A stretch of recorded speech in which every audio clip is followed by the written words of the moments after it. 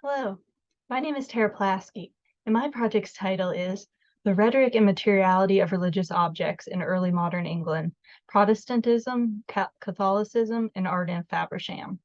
So for this project, my thesis statement is, religious rhetoric of the English early modern period cannot be severed from materiality. Objects are weaved throughout the entire Christian religious practice, devotionals, and sermons, regardless of sect, even manifesting into literature of the time. So that's kind of a lot. So let's break it down here a little bit.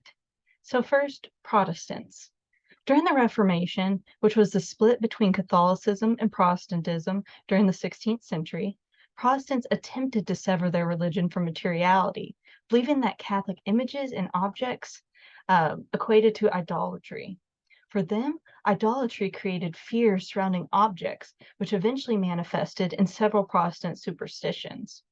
Ironically, in their quest to escape materiality, Protestants turned to prayer books and the Bible, which are indeed material entities. So what about Catholics? So Catholic followers, on the other hand, continued to embrace the effective powers of materiality, though sometimes in secret due to the pressures from the Church of England. They used crucifixes and roods, chalices and altarpieces, images of the Virgin Mary, ornate Bibles and prayer books, stained glass and sprawling cathedrals, which is heavily utilized in Catholic rituals, masses, and organized and individual practice. So even though these two different religious sects had quite a rift during this period in history, there was a lot of overlap. Despite either an acceptance or a fear of the material, most all Christian rhetoric during the early modern period was deeply interweaved with objects.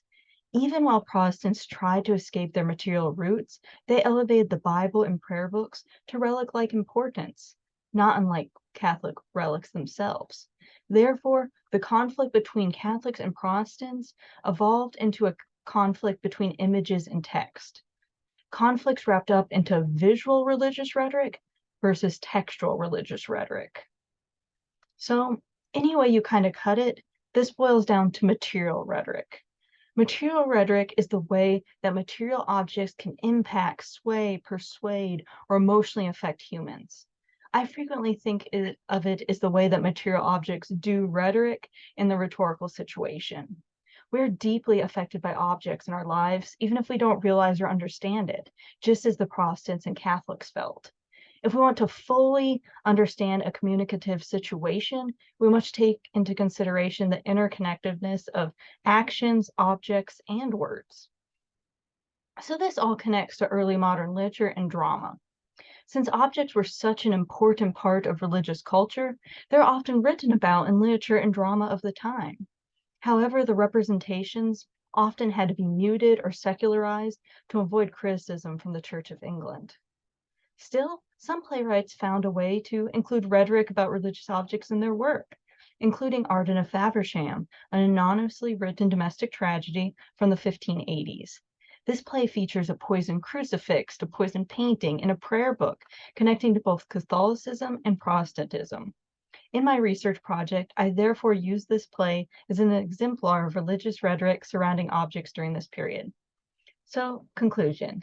Through my investigation, I found that religion cannot be separated from religious objects, solidly connecting religious rhetoric to material rhetoric.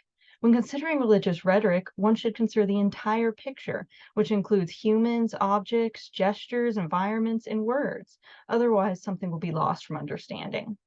Therefore, rhetoric of religious objects permeated early modern practice and thought in England, making it crucial to understanding both rhetoric and religion of the time.